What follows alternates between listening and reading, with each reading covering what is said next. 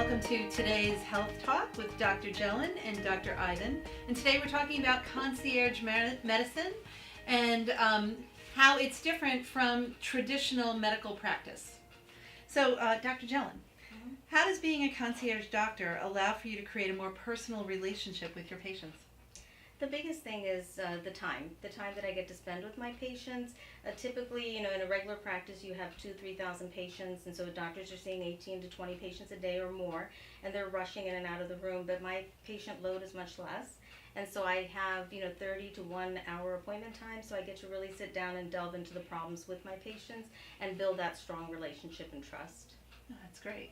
So, Dr. Ivan, what's the value of being able to build that deeper relationship with your patients? Well, ultimately, the value that we have to have in mind is the outcome for the patient, is reaching the right diagnosis, providing the patient with correct treatment. So we are able to, with that extended time that we are able to provide our patients, we are able to sit down, listen to their complaints, not to rush them, but let them explain to us how they feel. We are able to go over necessary testing, and when they come back, we're able to actually go over the results, explain everything so they understand what's going on. And that extra time we're able to take ultimately leads to hopefully achieving diagnosis faster and providing them with better outcome. Wonderful. Can you possibly give me some specific examples of cases where that's made a big difference for one of the patient's health? Sure. Actually, one example just happened last evening. I got a text message from a patient saying that she was having what sounded like cardiac symptoms. So I had her come in this morning, and we get to see our patients right away because our schedules allow that. And so that was nice that she didn't have to wait. And when she came in and we really spent time talking, we discovered it was really more issues going on in her life and more anxiety related than actually cardiac. So we were able to address that and avoid any, additional unnecessary testing and anxiety for the patient. And then another really good example, I think, is recently I had a young patient come to me with a diagnosis of cancer. And of course she was frightened, and when you hear that diagnosis, you can't really think about what your options are.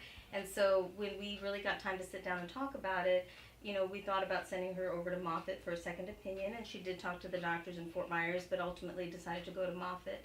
And she ended up in a clinical trial that I think is going to be beneficial for her in the long run. So it gives us that extra time to think outside of the box and do the best we can for our patients. Oh, that's wonderful. Now, I know that you have had some patients who have switched over from their other primary care doctors. What is the reason that they give to you that they want to come over to you as a concierge?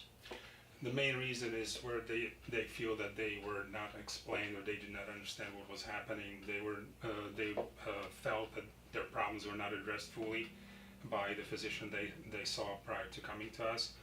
So a lot of times they come with records, with copies, and we are able to sit down, go through it, explain to them exactly what's going on, look whether anything was possibly overlooked in the past, and come up with a proper plan for them.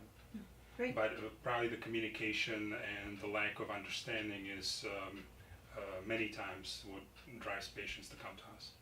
That's great.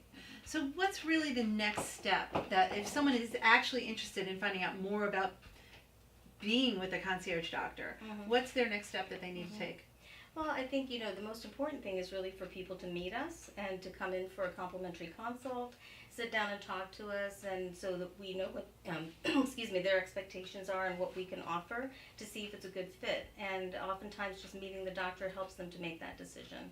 Okay, wonderful. Thank you so much, and we'll see you in a couple of weeks for today's Health Talk.